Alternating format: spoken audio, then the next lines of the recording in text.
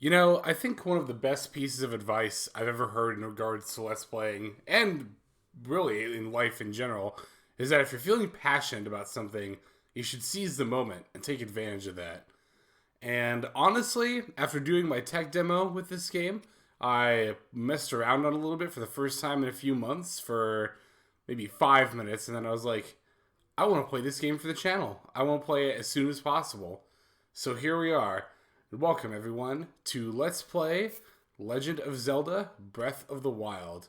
I am going to overwrite this particular file's data, but it's the third playthrough, so not losing anything of super importance there. I didn't even get very far in this file, but you have no idea. You guys have no idea how excited I am to be playing this game. Just glancing over at my monitor, waiting for sound to come up and see if it's capturing it, because I'm paranoid that it's not going to. Ooh, actually I don't see that moving. But oh wait, no, there it goes, okay. Whew, got a little nervous there for a second. Okay, I think it should be capturing the sound. If I have to redo this episode, it's not that big of a deal either way. But where do I even begin about this game? Well, let's start with the obvious, that it's like almost 3 years old at this point. So I'm a little late in that regard to doing a Let's Play of it, but it's not really until now that I've been able to do a Let's Play of it. Oh man, that looks beautiful.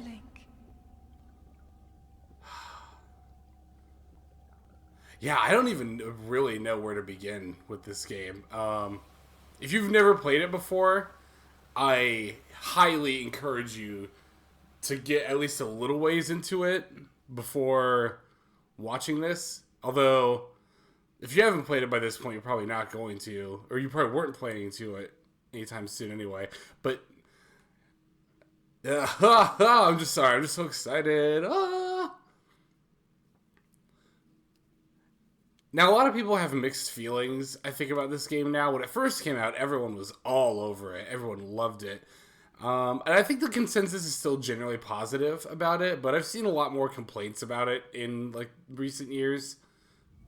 But I think this game is still amazing. I think it's about as, maybe not as close to a 10, but it's definitely at least a 9. And honestly, it's probably just my favorite Zelda game, if I'm being honest. I think it's been enough time since it came out now, since I've played it, that I can say that with confidence. I'm not going to talk a whole lot about the intro here, because even if you haven't played the game, you've probably seen it in like a demo or something at some point. Slate. Take it. I did always think it was cool how the Sheikah Slate looks like the Switch or like the Wii U pad, because this game did come out for Wii U, and that's actually how I first played it, was on the Wii U, because I didn't have a Switch when it first came out. I only got a Switch a little over a year ago. It even says here in the description, yet there's something familiar about it. There is story reasons for that, but I think that's also just a nod to how it looks like a Switch or a Wii U tablet. But yeah, I used to have a Wii U. I liked it a lot, actually. I think the Wii U is I think as a system, it's pretty cool. There just weren't a whole lot of games for it. And I know a lot of people like to complain about the Wii U port of this game, but I don't think it's particularly, I don't know. Having played both ports of it, I didn't think it was that bad. But I think a lot of the praise of this game that I can give is its, like, simplicity. You know, it doesn't thrust you into all these, like, tutorials. It only teaches you stuff when it's relevant, like equipping the clothes right then and there. Hold the Sheikah Slate up to the pedestal. Yeah, I just... show you the way. I still remember going through this intro the first time and how giddy I was. I'm almost as giddy right now. I almost, like... And I know this is bad for a Let's Play, but I almost don't know what to say.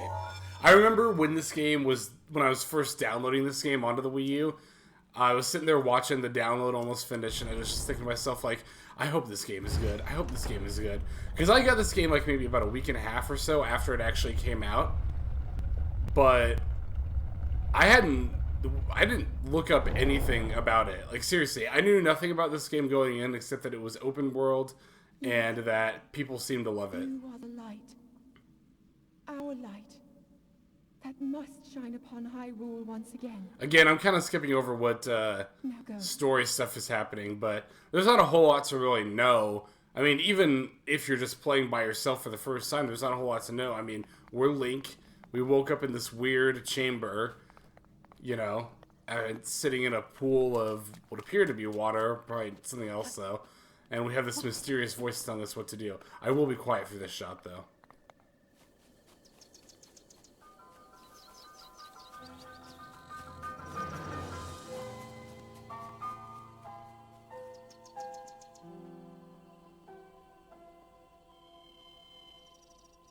Oh, the first time you see this shot, it's just like, this is when it really hits you what you're in for. Especially knowing the whole, like, if you can see it, you can go there thing about this game. Which still blows my mind that they were able to pull that off. Because, I mean, what other Zelda, not even just Zelda game, what other game in general is like that?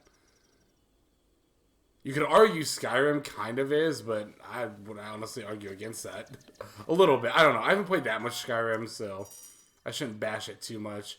And yeah, like I said here, you know, the game's teaching you stuff, but only when it becomes relevant. It's not like overloading you with, oh, hey, you're going to have to know this, and you're going to have to know that. See this beetle here. I definitely want that. I'm gonna pick up some of these Hylian shrooms up here as well. But yeah, so, yeah, like I said, when the game was downloading, you know, I was just sitting here thinking to myself, ooh, there's a lizard.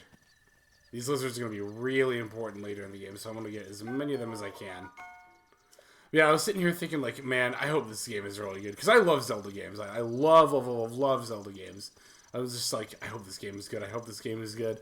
Then I got maybe an hour into the game before I started thinking things like, honestly, my first impression of this game was, this is what every 3D Zelda game should have been like. Now, I know, obviously, you know, back in the N64 day, wow, there's so many of these beetles out here. I never noticed this before. I'm going to pick up all of them.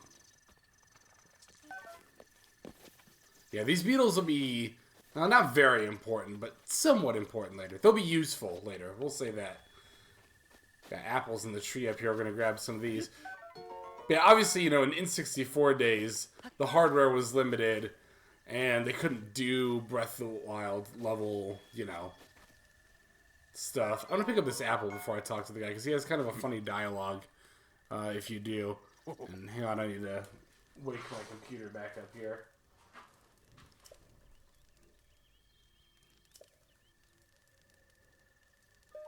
Yeah, who is this guy? He actually does look a little familiar. If you've played certain Zelda games before, you might recognize him. But it's also cool that he's reminiscent of the old man from the first Zelda game. There's a lot of ways this one is reminiscent of the first Zelda game. Which I think is cool. I think the first Zelda game is pretty cool. Even though I never finished it. I've gotten pretty far. I've gotten to like the 6th dungeon, I think. 6th or 7th, I don't remember which. Before I started just dying to a bunch of whiz robes and couldn't figure out where to go in the temple. Or the dungeon. A ghost of its former self. Remember that for later. But yeah, if you talk to him, I think he'll give you some more advice. About like sitting by a fire and stuff. Oh, there's a lizard, there's a lizard! Yeah, he disappeared. Yeah, if those lizards start running away from you, you probably won't catch up to them. Yeah, see, now that we have a second weapon, now the game's telling you about how you can switch weapons. See, that's just a cool thing I like about this game, is that it doesn't tell you stuff until it becomes relevant. Like, it doesn't overload you with this information. Now, one thing that the game won't tell you is, see this ring of lilies here? Well, if we jump into it, yeah, we get a Korok. Oh, sorry, I spoiled 2 seconds in advance what this guy was. No, I'm Link, not Hestu. Uh-oh, I hear some kind of plane passing by overhead. Even though I closed my windows. Or is that a lawnmower? Whatever it is, hopefully you can't hear it. Yeah, so when he says he has friends hiding in lots of different places, he's not kidding either. Let me see if I can get this fish. Yeah, there we go. We got ourselves a Hyrule bass. Yeah, like, he's not kidding. There are tons of those Koroks. 900, to be exact. And I'm not going for all 900 of them. I haven't really decided yet what kind of a playthrough this is going to be. Oh, I was wondering why I couldn't move for a second there. Head for the point marked on the map in your Sheikah slate. Okay, we can do that. So if we hit minus, we can check the map. Although it doesn't really look like much of a map. But yeah, this is the whole map right here. And this might not look very impressive when you're all zoomed out and you haven't gotten any of the, like, well, you haven't unlocked any of the map yet. But that's just because these look particularly big when you're all the way zoomed out. But when you zoom in, yeah, now you're starting to realize just how big this is.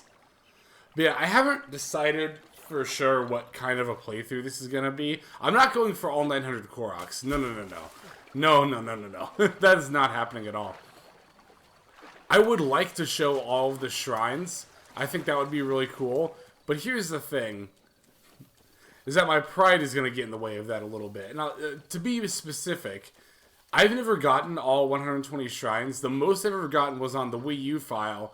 I got 106. So there's 120 altogether. So I was just missing 14 of them. But the reason I say my pride is going to get in the way a little bit, by the way, you can search these little defunct robot-looking things, which we'll learn more about later, and yeah, you get parts from them. But the reason I say my hubris is going to get in the way is because I have this goal that I've had ever since this game came out that I still haven't fulfilled yet, and that is, I want to... Oh, we got our first enemy here. I'll talk about that in a second. Or rather, I'll talk about what I was going to talk about in a second. And you see my tree branch broke pretty quickly there, but by hitting him and doing a combo, I was able to get his club. So now I can whack him with that. Does a little bit more damage. And he drops a monster part. But yeah, long story short, I have made it a personal goal to someday get 100% shrines without having to use any kind of a walkthrough. In fact, I kind of made it a point to, like, never really use a walkthrough at all for this game. Except, okay, there have been, like, a couple of things, like best spots to farm, like, certain drops. Like, okay, in that regard, yes, I have looked that up. But when it comes to, like, how to solve this puzzle, or how do I do this shrine, or how do I get all the items in this shrine, I've never, ever looked that up. And that's kind of, like, my goal, is to find all 120 shrines, and also all the chests in all of the shrines, without using a walkthrough. So while I would like to get all 120 shrines in this playthrough, I don't know how realistic that is, considering I've never found all of them by myself. Like, I'd basically have to use a walkthrough to find them all. And I don't really want to do that. I'm not going to lie. I feel like I'd be, like, cheating. I don't know. Not that I think it's cheating in general. Like, if you want to do it, go right ahead. That's just not something that I want to do. Okay, so I haven't really been talking a whole lot about the game. But at this point, like, again, like I said, this game is almost 3 years old. Oops. I thought I had something that I didn't have yet. But yeah, this game's almost 3 years old. I don't really know what there is I can say that other people haven't said, or, like, honestly, most people who are watching this have probably already played this game. But on the off chance you haven't, you're kind of starting to see, even without me directly saying it, what this game is all about. And that's really just, like, wandering around, exploring, and picking stuff up. Okay, we got some guys down there. Now, I wonder... Ooh, you know what? I have an idea, actually. Watch this. Okay. See those red barrels down there? Well, you might be able to guess what they'll do if you are able to destroy them. And you might see this rock is precariously perched right near these guys' encampment. Well, if we come up here, and you can probably already guess where this is going. And if I push this here... Haha! And it does enough damage to take them out. I really like the way they set that up as a way to show you, like, hey, you can use your environment. Like, you don't have to... Like, that is a really good example of a tutorial without the game explicitly telling you. Instead of having, like, your... You know, to quote Ego Raptor here, instead of having your role coming up and being like, Mega Man, Mega Man, telling you like, hey, you can use the environment to fight enemies instead of fighting them head on. They just set that up for you and let you figure it out, which I think is pretty rad. Now, let's see. As far as this one goes, yeah, you see they got this little skull cave here. You might notice this little torch hanging in the eye socket there. You might also see more red barrels over there. And I can kind of see where this is going. And let me... I think that should be good. Nope, gotta aim a little bit higher. Ah, really?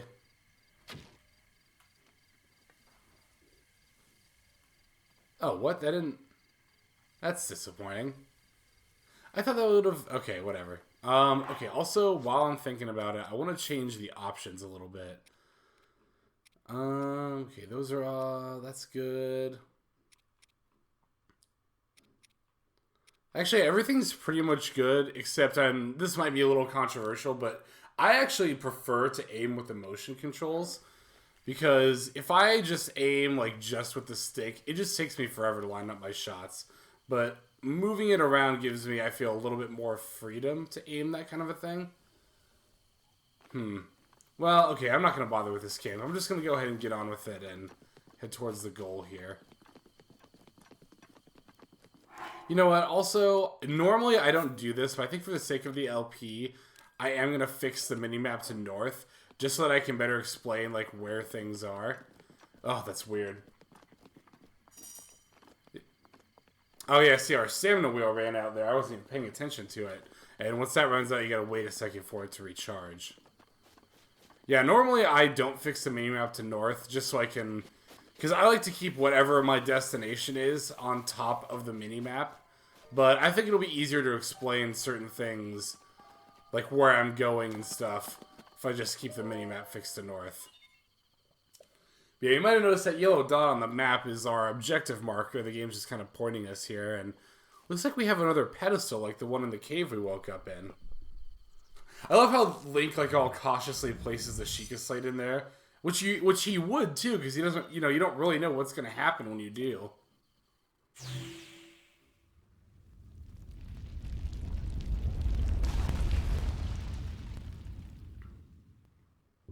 Oh, dang, my computer went to sleep again already. I'm gonna have to set that in between videos to not go to sleep. It's like it's doing it every, like, 10 or 15 minutes or so. Yeah, I'm gonna have to set that for closer to an hour. Because I think that's about how long most of these episodes are gonna end up being. This one, for sure, is probably gonna be a little bit more than an hour. Just because I want to get through the first tutorial area in the first episode. Which is how pretty much everybody who's done a Let's Play of this game has done it. And I'm not saying that's the only reason I'm doing it that way, but I do think that's pretty smart. Future episodes, I don't know. Maybe I could do like 45-minute ones, maybe half an hour. I guess if you feel any particular way about how you want to see that done in the comments, do let me know. Well, yeah, let me know in the comments below, and we can figure something out. Like I said, right now I'm leaning towards doing hour-long episodes, just so this LP isn't, like, over 100 parts. Because this will be a pretty long playthrough. I will tell you that right now. Which I'm pretty okay with, because, like I said, I absolutely adore this game. I was actually thinking about this the other night, because in the last, like... Because, you know, there was a decent stretch of my life where I really wasn't playing that many video games. But in the last, like, I don't know, 5 years or so, I've really, maybe even closer to 4, I've really started to play a lot more new video games. Okay, I guess I'll be a little quiet for this scene. There aren't many cutscenes in this game. The bulk of them are going to be in the first couple of hours. The beast. When the beast regains its true power, this world will face its end. Yeah, it looks pretty powerful to me already. It's big old wide mouth. But yeah, isn't that's intimidating? Like, that's one of those things the first time you see it, you're like, how am I ever gonna beat that thing? Of course, if you've played the game through, you know it's not actually too bad, but yeah, like I said, in the last, like, 4 years or so, I guess we can just call it 5, I've really started to play a lot more new video games, which I hadn't in years past. Also, be careful not to fall off this tower. I think pretty much everybody who plays this game falls off this tower the first time. I mean, I know I did, but yeah, if you just fall right off the side, it will kill you, so. It's funny, you're not used to going down these towers. Usually you're used to going up them, but anyway, back to my original point. Basically what I'm getting at is, I was trying to figure out if I would call this the best game I've played in the last 5 years. Which for me, again, is a personally, like, important criteria because I've played a lot more new games in the last 5 years than I had in years before. And it's definitely up there. I'm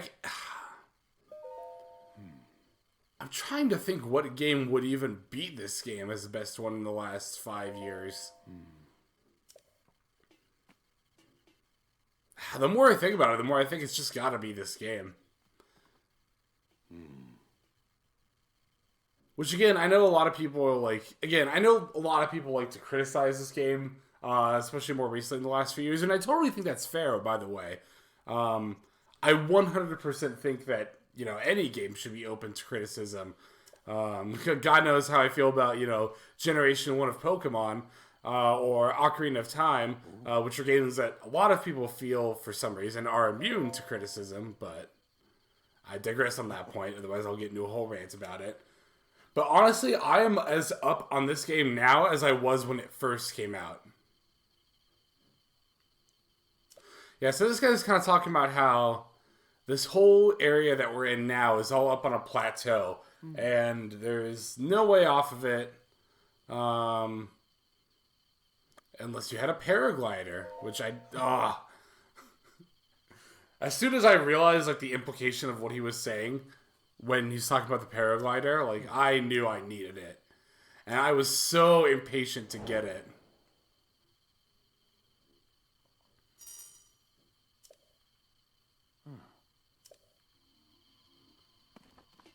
Oh, so impatient to get it. Now, speaking of impatient, I could wait for this guy, but I think he's just going to point out the shrine, so I think I'm just going to go ahead and go over there. Yeah, basically he wants a treasure. I think he mentioned it. I should have paid more attention to the dialogue. He wants a treasure from one of the shrines. And yeah, I could go up and talk to him and he would just point the shrine out, but I'm going to go ahead and get on with it. Because we're already at almost half an hour, and we haven't really done much of anything yet.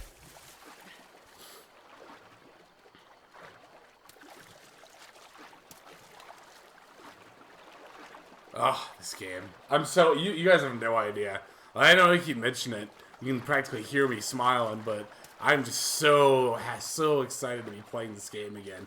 Not even just for the channel, but in general. But I'm especially excited to be playing it for the channel, because...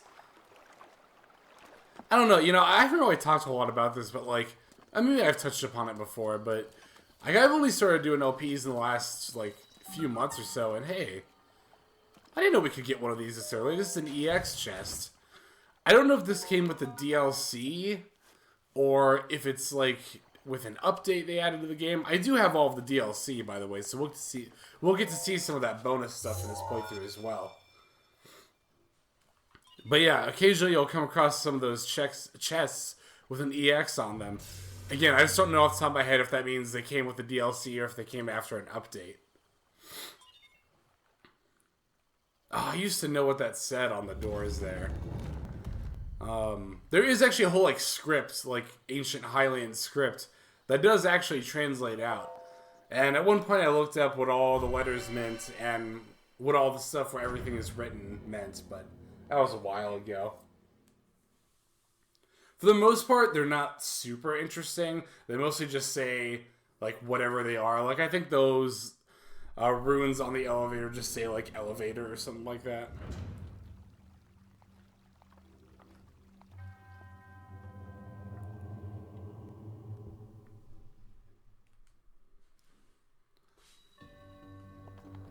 Magnesis, huh? Okay, so we'll put our Sheikah Slate here. Now, these little pedestals where you put your Sheikah Slate won't be normal for shrines. It's just going to be the first 4 shrines in the game. Each shrine is going to give you a new ability. And these are really the only new abilities or, like, closest thing to special items you're going to get in the game. And you get them all right at the beginning, which I think is super cool. And I'm really glad they did it that way. Well, okay, I lied. There is actually one more rune that we'll get a little later in the game. But it's not even really, like, an exploration ability. I guess you could argue in some ways it is. We'll talk more about that later. But yeah, just do this, and now you can move metal objects around. I think Magnesis is probably my favorite of the rune abilities, though. But yeah, I was going to say, I also think it's really cool how they did that with the runes. Instead of giving you, like, unique items or whatever. I just love, in general, how much of a departure this game was from other Zelda games. And this is coming from somebody who loves Zelda games, you know, like... I was really worried when they said... Not really worried, okay. I was slightly worried when they said at first that they were going to, like, shake up the formula and completely change how this Zelda game functioned from other Zelda games. I was like, I hope they don't fuck up Zelda, but... Not only did they not... Whoops. Not only did they not fuck up Zelda, they really made it better than it's ever been, in my opinion. Not that, like... Because I guess... Alright, I'm bound to upset somebody by saying this, but, like... I think the whole... I think Ocarina of Time... I'm not going to use the word ruined. That's a bit strong. But I think Ocarina of Time's whole formula... kind of like... Well, that's exactly what it was. Like a formula. What the heck's going on? Did you see that weirdness on the wall? I wonder if that'll show up in the capture or if that's just my TV. Hang on, let's see if it'll do it again. Yeah, like, see the lines here? Huh, that's weird. Also, is that all the... Yes, okay, that's all the treasures. But yeah, I think that Ocarina of Time definitely laid out too much of a formula that Zelda games then had to follow. That's why I like Majora's Mask so much, is because it breaks that Zelda formula so much. But then you have, like, Twilight Princess and Skyward Sword, and to an extent Wind Waker, actually mostly Wind Waker, honestly. Wind Waker only slightly deviates from the Zelda formula. When I say the Zelda formula, by the way, I mean, like, you know, you have dungeons that have rooms. Each room is kind of its own puzzle, and each dungeon gives you an item, and you use the item of the dungeon to beat the boss, and blah, blah, blah, all that stuff. And it's just kind of like... I don't know. I think Egoraptor makes a bunch of good points in his Zelda sequelitis. And I pretty much agree with just about everything he says. Now, granted, okay, I don't think Ocarina of Time is a bad game. I think it's a great game, actually. I would give Ocarina of Time a solid, like, 7.5 out of 10. But honestly, it feels like a lot of the time you can't even tell people that. Because everyone's just like, oh, Ocarina of Time's a masterpiece. Well, to me, a masterpiece means 10 out of 10 when it came out, still a 10 out of 10 today. Ocarina of Time was certainly a 10 out of 10 when it came out. Like, you can't dispute that. And when I say, okay, because I'm about to say, like, but it doesn't hold up. And when I say it doesn't hold up, I'm not talking about graphics. Graphics are obviously a limitation of the medium, and it's not really fair to judge the game based on that. Also, I want this paraglider. But I do think there are a lot of things about Ocarina of Time that just didn't age very well. Namely, the combat system. And more than anything else, though, the whole Zelda formula, like I've been talking about. Like, Zelda is so... I'm just going to keep saying paraglider. Paraglider, please. Also, I need to stop saying and so much. I've been making an effort to do that less in videos. Because I've noticed lately I've been doing it a lot. I think I've been doing it a lot the whole time, but I've really started to notice it lately. But Ocarina of Time just... It's so... How many times can I use the word formulaic? But there's really not much of a sense of exploration in that game. You don't really stray off the beaten path that much. I mean, that wasn't the deal. We were supposed to only get one treasure, but... whatever. Yeah, I'm going to stop going on about Ocarina of Time, because this isn't Ocarina of Time. This is Breath of the Wild, which is everything I wanted in a Zelda game, really. I mean, there are some things that could be improved, a few things that, you know, have left... Wait, what's the phrase? There are a few things that leave something to be desired. So, I think that's what I'm trying to say. But I mean, that's true of just about any game, really. Okay, so yeah, do you see up there, the hero's path unlocked? You can press X, and it's only if you have the DLC, but it'll show you everywhere that you've been so far in the game. Which right now, that doesn't... I mean, yeah, you can just kind of see, like, my path that I've been on this video. But later in the game, it'll be really cool. Like, you'll see this hero's path thing going, like, all over this map and going all kinds of crazy directions. It's also really helpful when...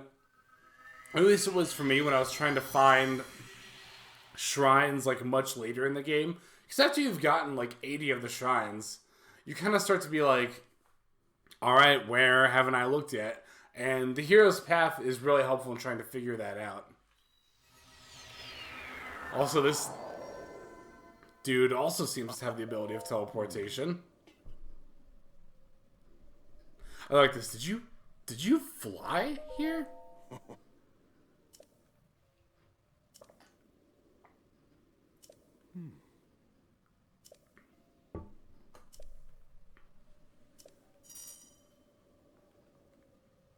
Yeah, so this is actually a really useful way to look for shrines. And, yep, I got it. And this is how I normally like to look for shrines, is I like to get on top of a tower, and, oops. Oh, but yeah, see, when I crouched there, the game came up with a little thing that said, crouching increases your stealth. Again, just another cool game, or another cool, like, way that this game just, it doesn't pester you with tutorial stuff. Oh, it's this one, isn't it? Wait, how do I... Oh god, I'm drawing a blank here. No. Hang on, you're gonna have to tell me again. Yeah, help me out here. Ooh. How do I... No, don't do that. Oh, this is so embarrassing. How do I not remember how to... Okay, the scope. Okay, so it was pressing it on this one, but it wasn't working. Uh-oh. Don't tell me my joystick's messed up.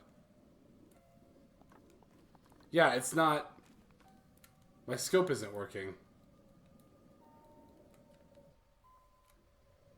Is that my Joy-Con that's messed up? Yikes, that's not good. Hang on a second. Let me grab a different Joy-Con and see if that works. One moment.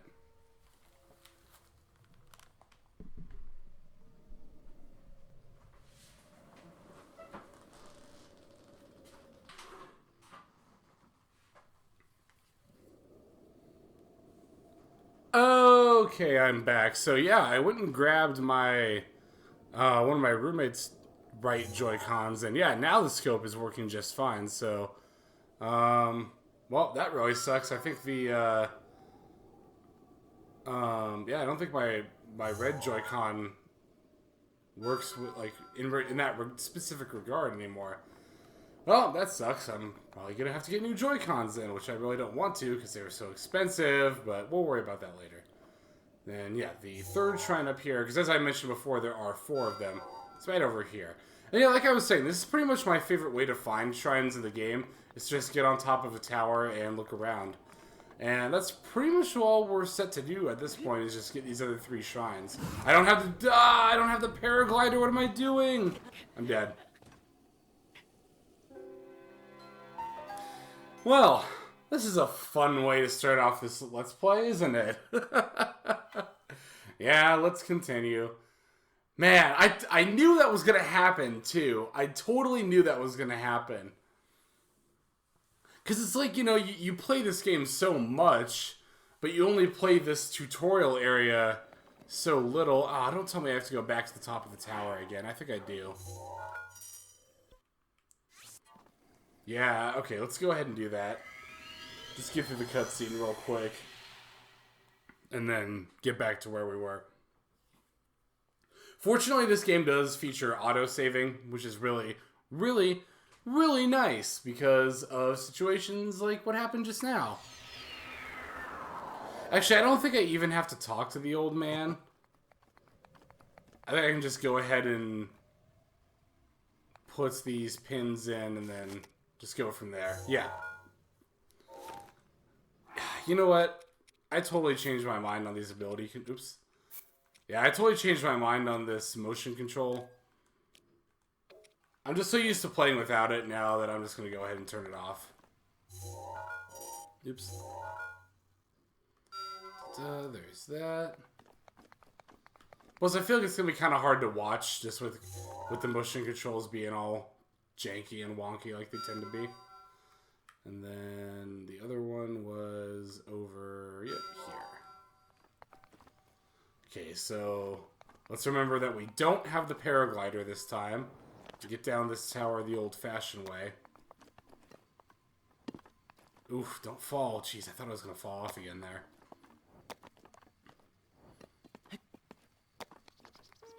Okay, so yeah, I'm going to go for... Yikes. Okay, too many close calls going down that tower. Yeah, I think I'm going to go for this one over... Wait, over... here first. Yeah, this one I marked with the red beacon. And I really like to mark shrines with these like little colored beacons, just because it makes it really, really easy to find them.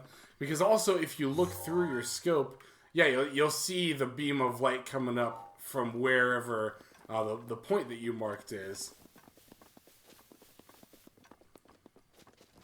Which is very, very handy. And I typically really only use those for shrines, or if I'm just trying to go someplace in general.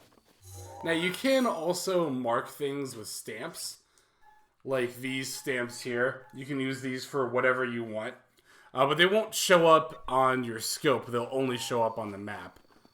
But it's still useful for marking things like, you know, a Korok that you didn't get. I'm going to try to get some of these butterflies.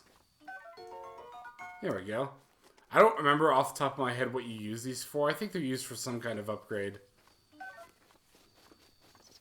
But hey, it's better to have them and not need them than need them not have them. You don't have like any kind of like inventory weight or encumberment or anything, so there's no reason not to pick stuff up.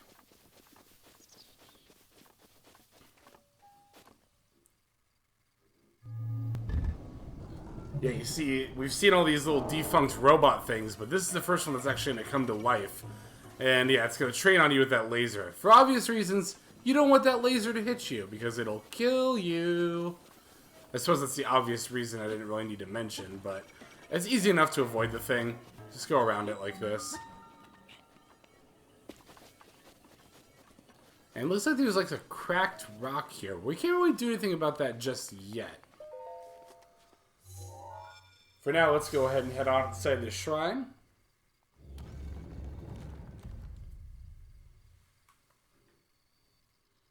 Man, I'm still bummed about my red Joy-Con. I was just sitting here thinking about it. Like, thinking about how in between videos I need to test that and really make sure it doesn't work. I mean, the buttons work fine, and the joystick works fine as far as moving it, but I guess you just can't... It just won't press in anymore. So, hopefully my roommate's cool with letting me... Or with using her yellow Joy-Con. I'd ask her, but she's actually going to be gone for the next 2 weeks, which means I have the house all to myself, which means I can record whenever I want. And I can't just call her or text her, because she's actually out on a naval ship. She'll be out there for 2 weeks.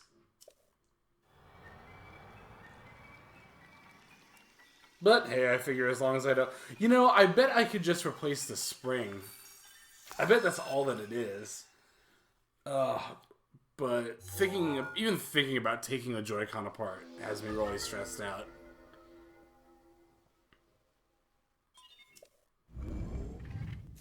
Whatever. I'll figure it out later. So yeah, we have bomb runes now. And, okay, a couple of ways that bombs are vastly improved in this game from other Zelda games. First of all, they're not like arrows in that you have to pick them up like individually and use them and have to keep track of an inventory. No, you just have bombs indefinitely. There's a recharge period in between using them, but you can just generate them out of thin air whenever you want. So that's already nice. Another thing that's great is that they give you square bombs as well as round ones. And I use the square ones like far more often than the round ones, just because they don't roll around. Obviously that's the main reason for that. And you might have noticed, excuse me, you might have noticed already the third awesome thing about bombs in this game is that you choose when you detonate them, which is like by and large the greatest improvement on bombs they made in this game. Because trying to time out bombs, especially when you only have a limited number of them, can get really frustrating in other 3D Zelda games. Oops. Yeah, you might see me do that quite a bit. I have a bad habit of dropping bombs when I mean to throw them.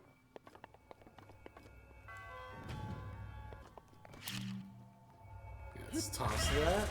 Oops. Yeah, you do want to be careful, though, for that exact reason. What do I have to eat here? I'll eat some Hylian shrooms. There we go. Yeah, you might have noticed it's only restored half a heart apiece. And it's like, well, don't we get any better healing items than that? And we will, but that'll be coming up here pretty shortly. Okay, so you might notice there's a little slot here. Now we want to drop the bomb in. Oops. I said, now we want to drop the bomb in. Game. Drop it in. And yeah, it falls very neatly down that little tunnel there. Now this pillar will launch it over there. And there we go. Actually, that didn't quite get it all the way, but we can actually get it the rest of the way ourselves. Okay, now this actually tripped me up the first time I played. I got this part where you can, get on it and it'll launch you over here to get the treasure. But when I saw this ball, you might notice this ball getting launched back and forth over here. I thought you had to do something with the ball to finish the dungeon. So I was sitting there like, getting the ball stuck out of the thing was easy enough. In between those pillars, or whatever you want to call them. Yeah, that was easy. Yeah, don't want to blow ourselves up again. Yeah, that was the easy part, but then I was trying to figure out, like, okay, what do I do with the ball now that I have it? Because I was convinced there was something I had to do with it. But it turns out, no, the only reason that ball's there is to show you that objects, such as bombs, and also yourself, can be bounced back and forth like so. It's really just showing off the physics engine of the game. But yeah, I was convinced I had to solve a puzzle with it. But no, alas, you don't.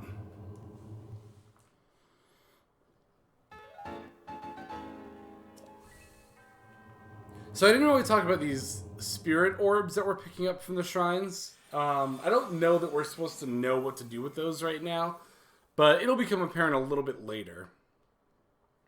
At the end of this episode, actually, well, towards the end of it is when it'll become apparent.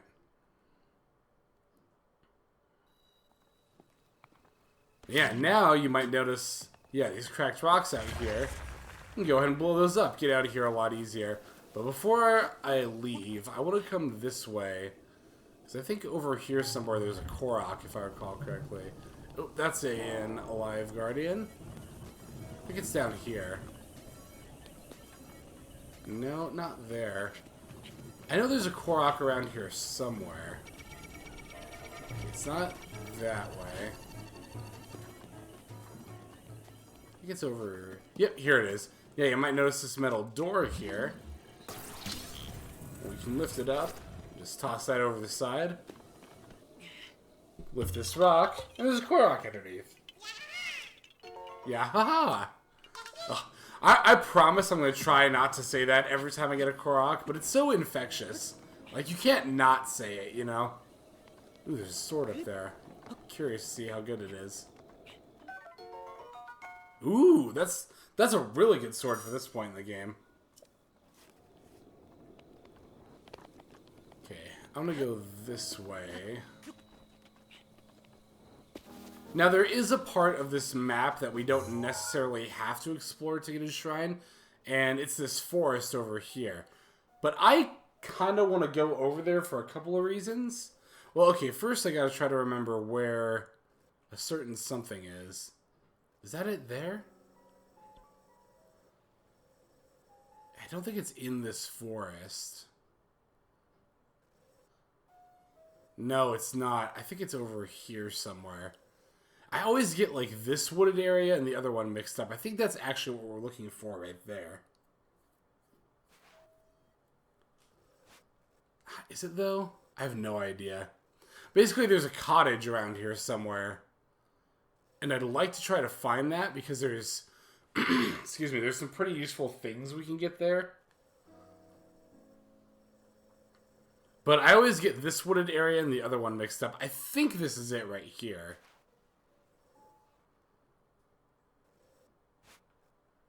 Okay, I'm going to go ahead and mark this with a beacon. Ugh, see, that's another... This is one of the things I actually don't like very much about this game, are these guys right here. These Stalkoblins, I think they're called. Oh, crap, there's another one right there.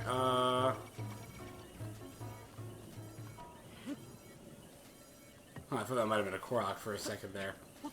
Yeah, those little skeleton dudes, which again I think are called Stalkoblins or something like that. Not a huge fan of those, and those will spawn randomly if you're wandering around at night. And they only have 1 HP, but they're just really annoying, and they're just more of a hindrance than anything else. In fact, that's really all they are. Yeah, they're not really a threat, they're just a hindrance. Okay, so I think that's actually... Oh, I thought I saw something over there. I think that's actually what I marked on my map, but that's not what I was looking for. So I'm going to delete that. Shoot, I have no idea where that cottage is. And it would be really useful to find it. Again, I know it's in some sort of wooded area. I thought you'd be able to see it on the map. Maybe you can't. But I don't think it's over here in the Forest of Spirits. Well, in any case, we don't, like, need to go up there, but it would be nice to. Okay, I see how it's nighttime and these guys are sleeping now. So if you want to, let me actually... I'll walk up.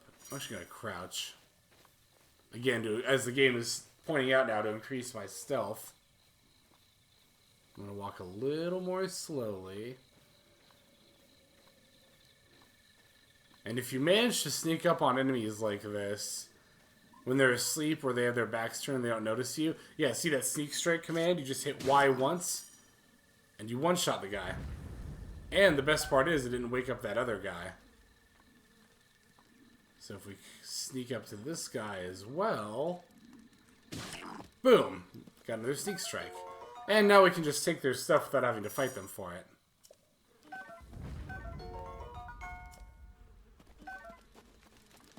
I could take that honey right there, but I don't want to have to deal with the bees. It's not really...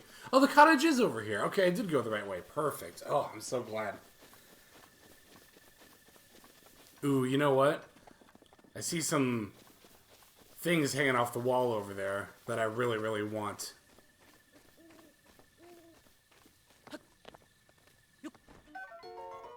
Yeah, those things there, mushrooms.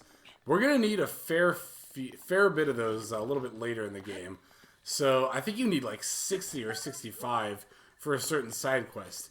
And the side quest is actually really worth doing.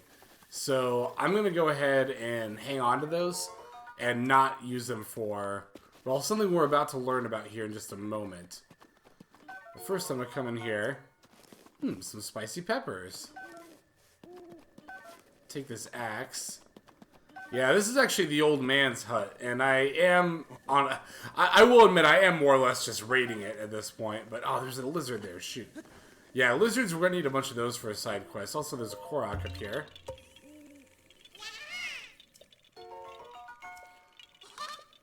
That's the cool thing about this game. This game is unlike Skyrim in that you can just take stuff from people's houses or that are laying around, and they won't care at all. Let's see what the old man has to say, actually.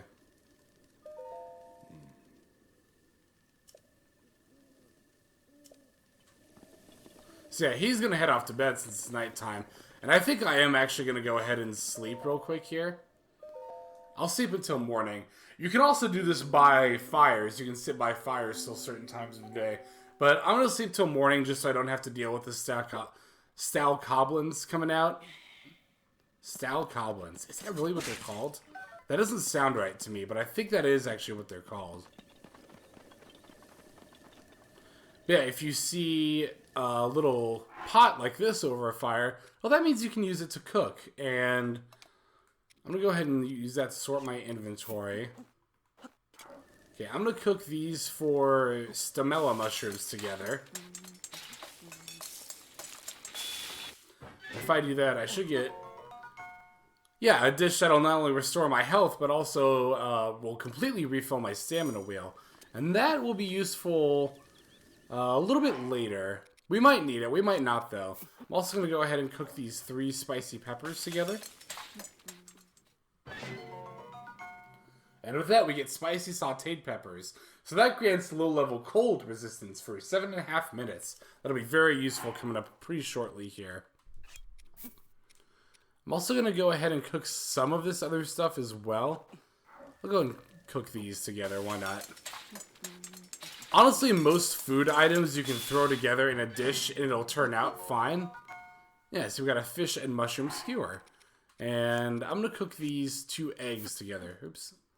I am going to hold on to my apples because those will be useful for other things a little bit later. Ooh, hear that sound there? That means we got a critical cook, which means the dish that we cooked up will restore more hearts than normal. Yeah, 7 hearts. Holy cow. Now, you can also cook together, like, bugs or animals with, like, monster parts to make, like, elixirs, which are functionally the same thing as food. I really don't ever bother with that, though, for a couple of reasons. One, well, because I've never really bothered with it. I'll go ahead and take this torch, by the way, because that could be useful later. Well, for one, I've never really bothered with it, so I don't really know any of the recipes for that. Oops. Here's the weapons. Yeah, I'm going to want my axe for this part coming up here. And if you talk to the old man, he's more or less just going to tell you about cutting down trees. So in order to get across over here, we're going to want to cut this tree down. And, oh, I hate walking across this log.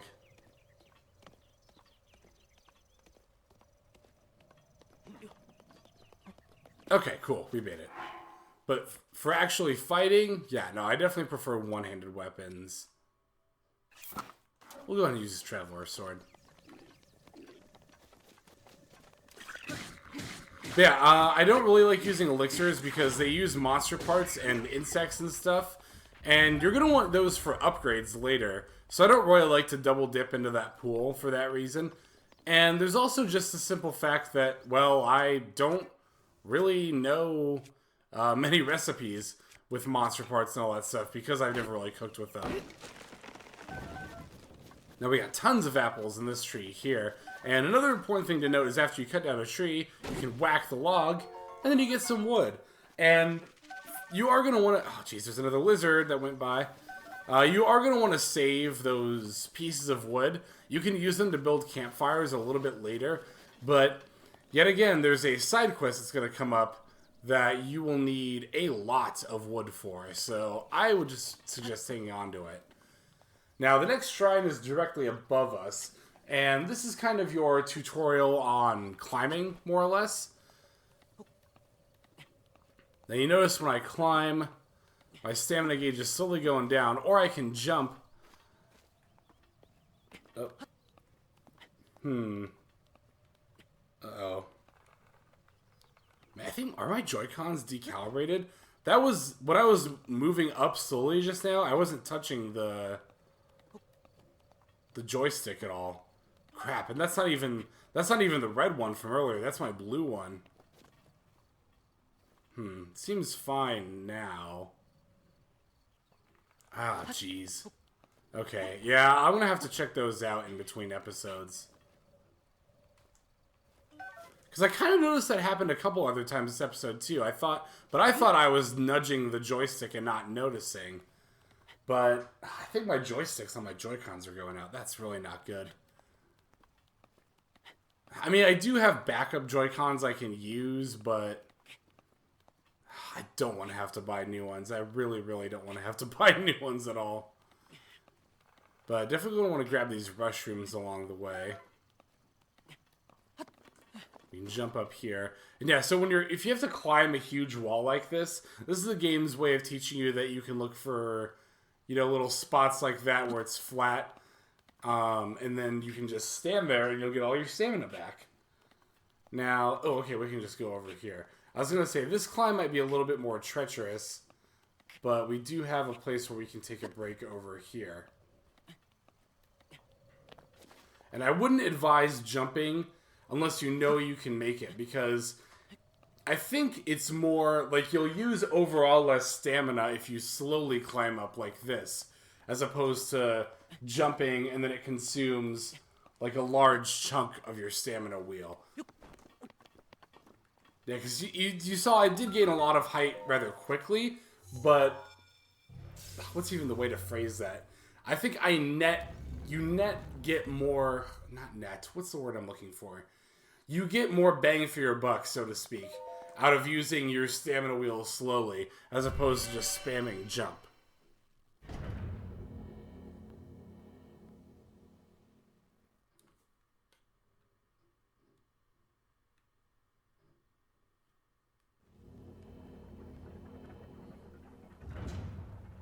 I'm actually trying to remember which...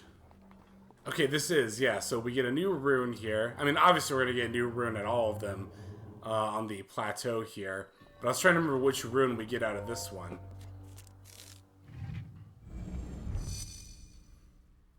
Yeah, the stasis trial is what it said there. And so, well, just going off of the last two shrines, we can assume that we're going to get the stasis rune out of this one. Which, this is a rune that's actually really useful, but I don't use as often as I probably should. You can do some pretty abusive things with this rune, just from what I've seen briefly online. Like on the subreddit and stuff. Like, you'll see videos of people doing all kinds of crazy things with this. But yeah, basically, you can use this to... Wait for it. Boom! You can stop time for certain objects. So yeah, like I stopped time for that gear, which allowed me to... Which allowed me to, well, move past the platform there. Now these rocks are going to come down intermittently, but the thing is, the next rock won't come down until the first one has already fallen. So you can use time, or you can use stasis to stop time for one of the rocks, and that'll let you move past it. Yeah, we got a Traveler's Shield there, which isn't too helpful, but you're going to want to get, well, if you want to clear all the treasure chests in a shrine, which you can tell when you've done that, by the way, because you'll see a little treasure chest icon right there next to the shrine name. But if you want to do that, you have to open the chest and collect whatever item is inside of it. If you don't collect the item, like if you have too many, like let's say there was like a weapon, which... Speaking of having too many weapons, I'm probably going to have to Yeah, see, I can't carry any more melee weapons. So what I can do is I can go in here and I can drop... I'll drop one of these Boko clubs. And I'll switch over to the sledgehammer here.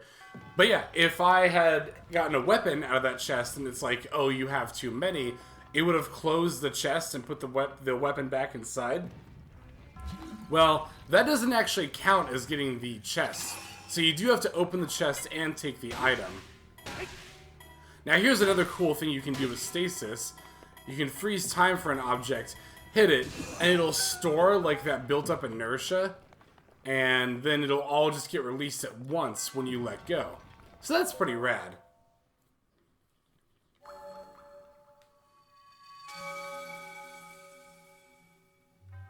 You know, it's funny, I'm actually examining my joystick a little bit more closely, and it looks pretty messed up. I mean, there's like, not very messed up, but there's a little ridge here, like a little bump sticking out that I never noticed before.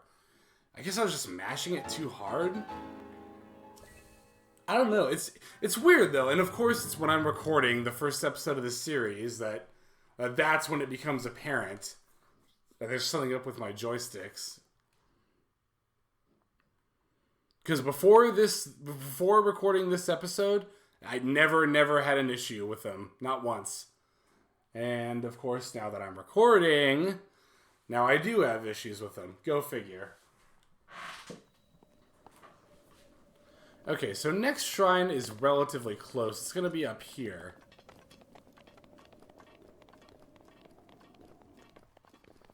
And once we get up here, we'll start to notice something pretty quickly. I'm going to climb up this way. Yeah, normally when I'm climbing, I like to find little ridges like this because you can kind of see how I was able to stand there for a moment. Okay, so yeah, now the temperature is low, and if you come into your sub-menu and start seeing Link shivering like this, that's how you know that it's getting a little too cold. If you stay in the cold like that for too long, you'll eventually start to lose hearts, unless you have cold protection, which these sauteed peppers are going to give me. So now we'll be fine up here for the next 7.5 minutes. Which might seem like, oh, it's only 7.5 minutes, but that's going to be more than enough time to do what we need to do here. You might also notice that I'm running a little bit more slowly in the snow there. So that is something you want to keep in mind. Ooh, see how that bokoblin over there is blue instead of red? That means he's going to have a fair bit more HP than the other ones. Not like a whole lot more, but enough more that I'm just going to try to avoid fighting him. Now, I believe there should be 2 mountaintops. Yeah, I think this one and this one. Or is it this one and this one? Well, either way, we're going to want to get to the top of both of them. The shrine's going to be on top of one, and there's going to be something waiting for us on the top of the other. Which I think is this one right here.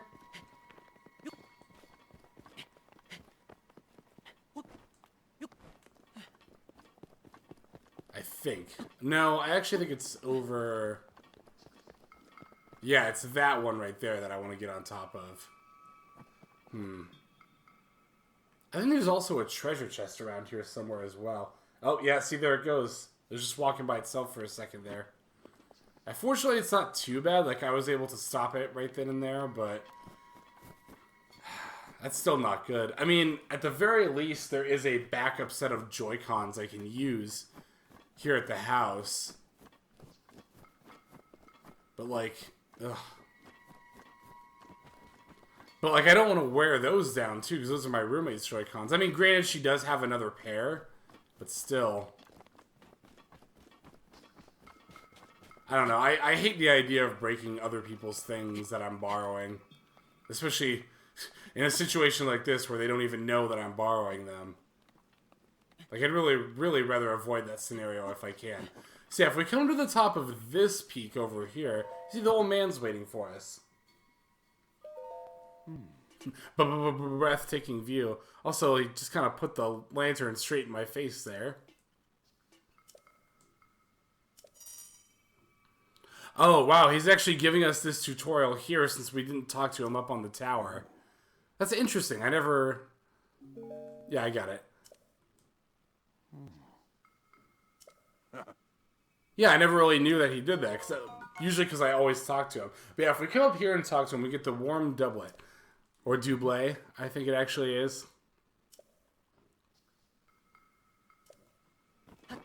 So now, ooh, I almost jumped right off there. So now if we wear this, yeah, you can see, you might notice that little temperature gauge, how the blue went way down when I put this on. The blue is like your cold tolerance, so to speak. So now I don't even need the cold resistance from the spicy peppers there. Now I'll just be fine with just the double. Am I saying that right? I hope I'm saying that right, otherwise I'm going to sound like a jackass.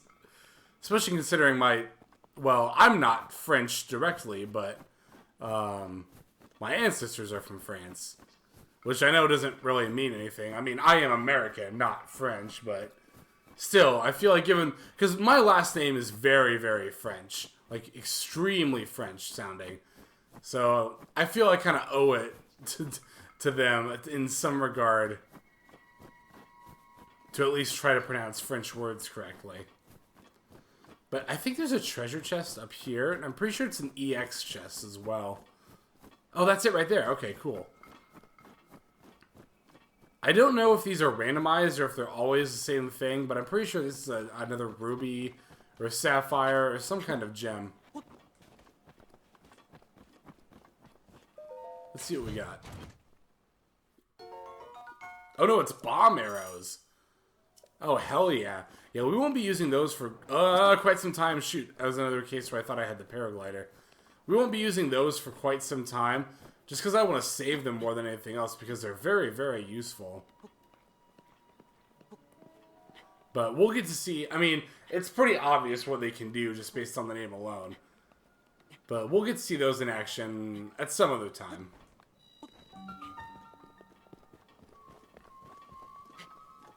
And there we go, the fourth and final shrine of the plateau. And what is my time at right now anyway? Let me wait for my computer back up here. Okay, well, my timer right now says an hour 12 on Audacity, but there was also a couple minutes of me getting a new Joy-Con that I had to cut out as well. So we're making pretty decent time. I was thinking this video was probably going to be like an hour 20 or so, and that's looking like it's probably going to be the case.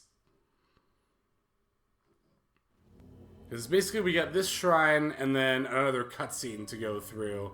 And then we'll be done with the Great Plateau. And after that we can explore literally to our heart's content.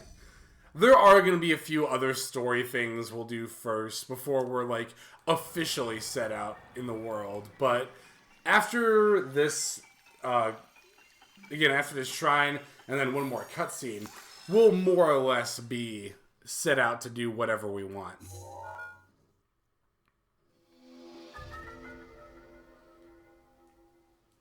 Yeah, so now we have Cryonis, which I always... How did I say that before? Cryonis, right? Am I saying that right? Well, whatever. Anyway, yeah, I feel like I mispronounced that before, but I don't remember how I mispronounced it, so great story, I know. But yeah, basically anywhere there's any amount of water, even if it's just a shallow pool like that, you can use Cryonis to make a little ice pillar there. And that's another ability that I often forget that I have. Yeah, see, we can even use it here where there's a gate to raise the gate up. But yeah, I often forget I have Cryonis, and it's kind of sad, actually. Oops. It's kind of sad. There are some puzzles that are, like, super easy and should be super obvious, but I spend forever stuck on them. And then I realized, like, oh, duh, I can use Cryonis. And then all of a sudden it's like, oh, wow, that puzzle that took me half an hour should have taken me 5 minutes. I'm thinking of one time in particular that's happened on a certain island that we'll be going to at some point in this LP, for sure. I'm actually going to drop the torch. I know I took that because I said I might need it, but I don't find myself needing torches that often. Because normally, in just about any situation where you need a torch, you can use an arrow instead. Like, you can light the tip of an arrow on fire, and then use that as your source of fire. Or at least that's how I usually do it. Okay, was that all the treasure? Yep, looks like it. So yeah, these beginning shrines are pretty easy. I mean, especially when you already know what you're doing. Like, obviously, the first time you played the game, the first time I played the game, I spent a lot longer in these shrines than I have been this time. But then again, that's also, you know, you're just trying to figure out how the game as a whole works.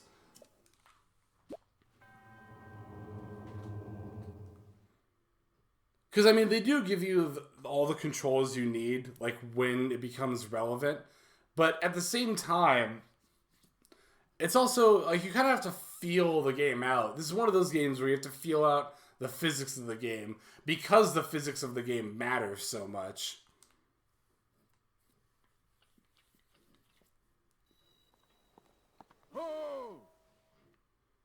Oh, sounds like the old man. It is the old man. I don't know where he jumped from, because I think this is about the highest point on the plateau. Oh, nice. Here? Huh. That's cryptic, but okay, we can do that. Whoa. Wow, that was weird. That also kind of explains how I got up the tower, though. Well, so let's see. If we draw an X, which is kind of weird because they don't really exactly make like an X the way these shrines are positioned. But I'll just tell you, you have to go to the Temple of Time where we were at earlier, where I tried to pray to that goddess statue, but couldn't. And yeah, going back to the Shrine of Resurrection is going to be the fastest way to get there. Which, even though it says shrine, I mean, it is a shrine in that you can warp there, but there's no spirit orb to be gained to the Shrine of Resurrection. That's obviously where we woke up.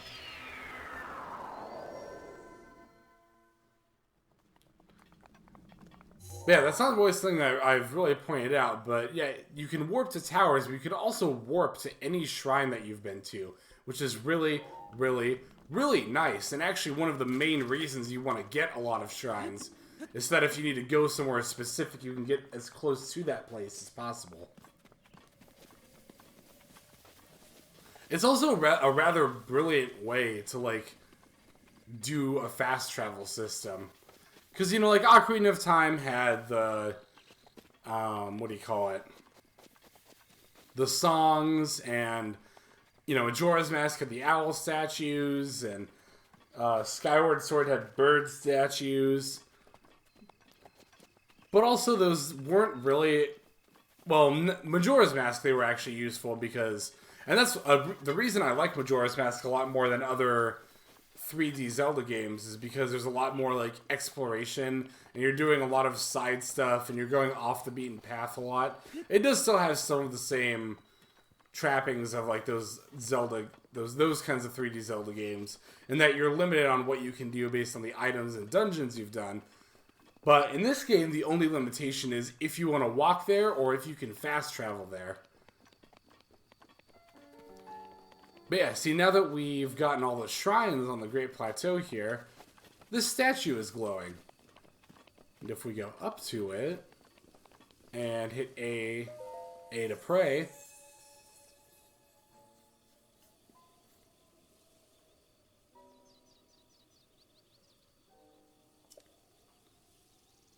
oh, really? So yeah, this is what spirit orbs do. For every 4 of them that you get, you can exchange them for either a heart container or a 5th of a wheel of stamina. Now, I do need to talk about this a little bit. I'm going to go for a heart container here, and I'm actually going to be going for heart containers for the beginning of the game. I'm going to be going just only for heart containers until I get to a certain amount of hearts. Because there's an item that you can get, a very useful item, that you can only obtain once you've gotten a certain number of hearts. And those of you who've played the game know exactly what item I'm talking about. But for those who haven't, I'll just leave it a surprise. That's not to say that it's not useful to have extra stamina wheels. It's actually very, very, very useful. But I think it's more useful to have this item than it is to have extra stamina wheels at the beginning. But, and again, I'll try to be a little more vague here. There is also a way at a certain point in the game where you can exchange heart containers for stamina wheels. So what I'll probably do is I'll probably get to the certain amount of heart containers I need to, and then once I've gotten the item from having done that, then I'll go exchange some of those heart containers for stamina wheels.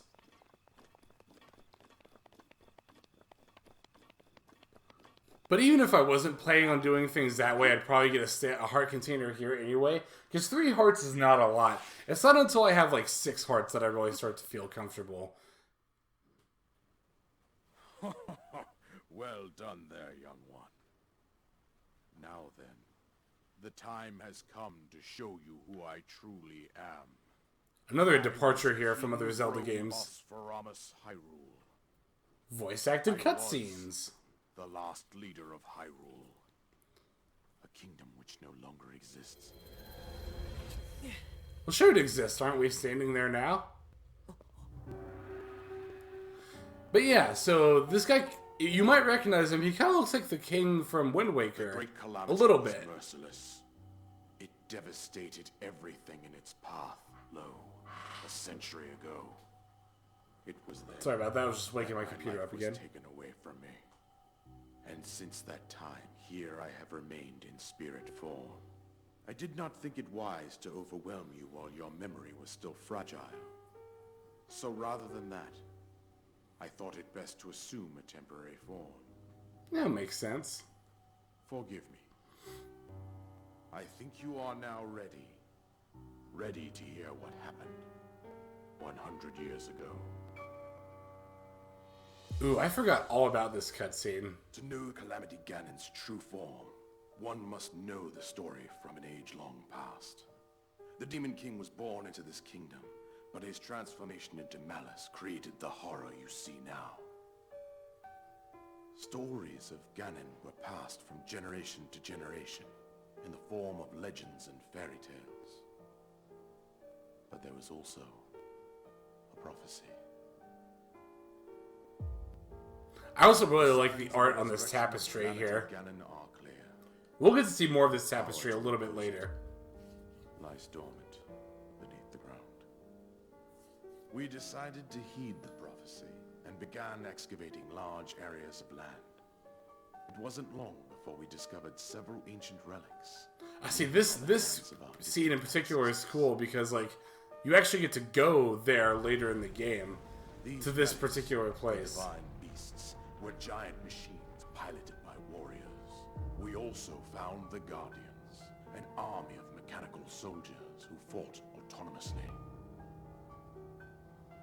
This coincided with ancient legends, oft repeated throughout our land.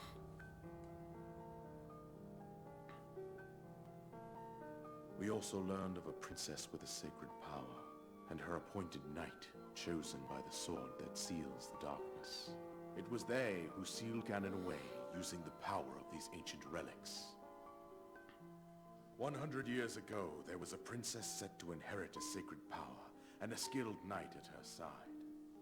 It was it clear me? that we must follow our ancestors' path. We selected 4 skilled individuals from across Hyrule and tasked them with the duty of piloting the divine beasts. With the princess as their commander, we dubbed these pilots champions, a name that would solidify their unique bond.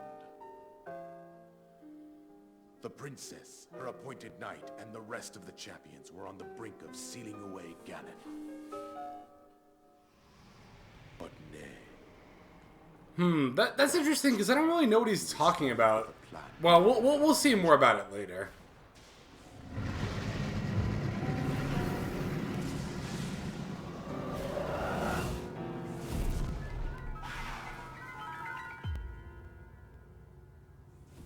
Uh-oh. Oh, God. God, could you imagine? He appeared from deep below Hyrule Castle, seized control of the Guardians and the divine beasts, turned them against us. Honestly, a pretty smart plan on his part. Oh, God. Those residing in the castle as well. The appointed knight, gravely wounded, collapsed while defending See, this cutscene really makes me... Thus, It makes me wish we could have seen the world and explored it, like, before the calamity happened.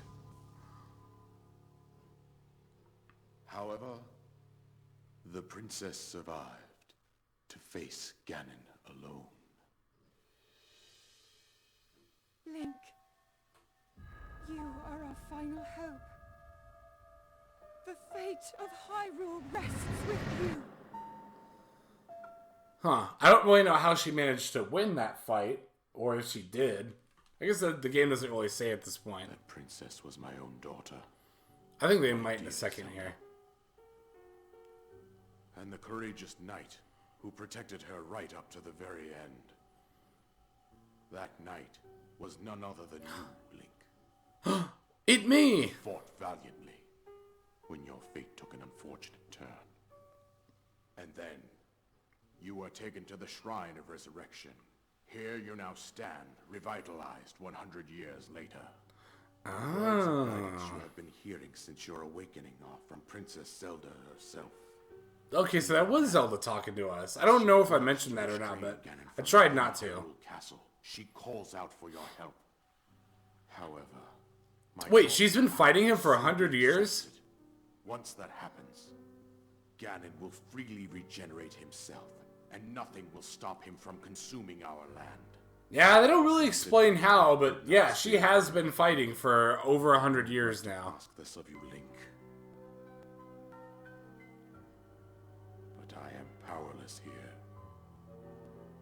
You must save her, my daughter, and do whatever it takes to annihilate Ganon. Somehow, Ganon has maintained control over all 4 divine beasts, as well as those guardians swarming around Hyrule Castle. I believe it would be quite reckless for you to head directly to the castle at this point. It would be, but you could do it if you wanted to. Suggest that you make your way east out to one of the villages in the wilderness. But we're gonna do that Follow instead. the road out to Kakariko village. There you will find the Elder Impa. She will tell you more about the path that lies ahead. Consult the map on your Sheikah slate for the precise location of Kakariko village. My Make twitching your way past Sheikah the slate. twin Did you see summits that? of It the looked like Golden it was Peaks. twitching. From there, follow the road as it proceeds north. Yeah, so that might seem a little hand-holdy, but also realize that you don't have to do it. Oh, and look at that, we finally get the game changer here, the paraglider. Oh, yes. Now we're free to do pretty much whatever, or go wherever, but I am actually going to follow the game's advice and go to Kakariko first.